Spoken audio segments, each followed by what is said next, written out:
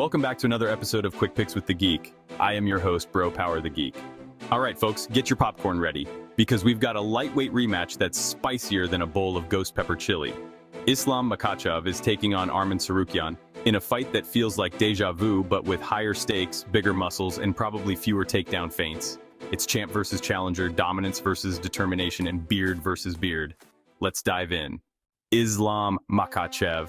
First up, we've got the reigning lightweight champ, Islam Makhachev, coming in with a ridiculous 26-1 record and a -400 favorite. The man has lost once in his career, and honestly, that feels like a typo.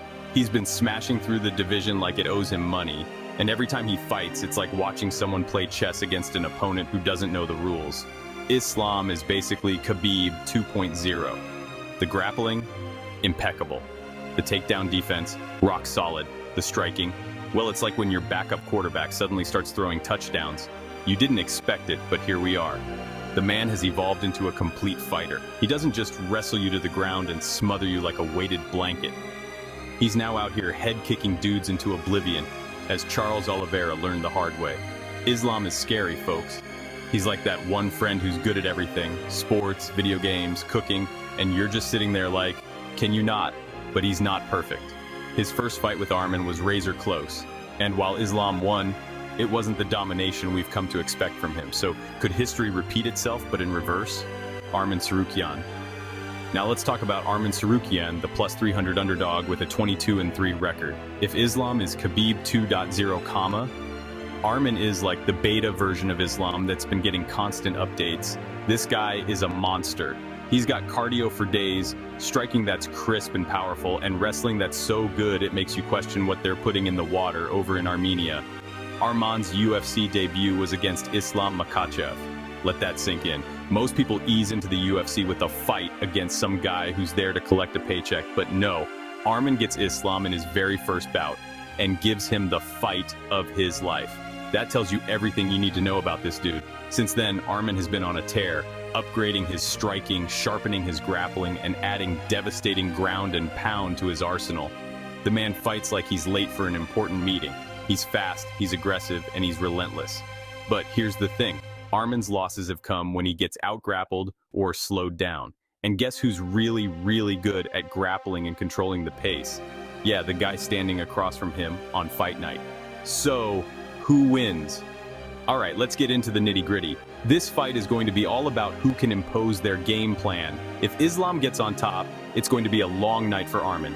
Islam's control is suffocating.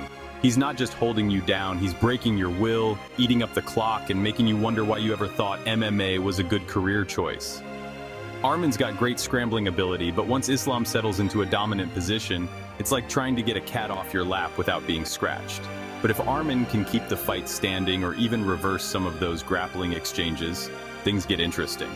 His striking is sharper than Islam's, and he's got the power to make the champ think twice about rushing in.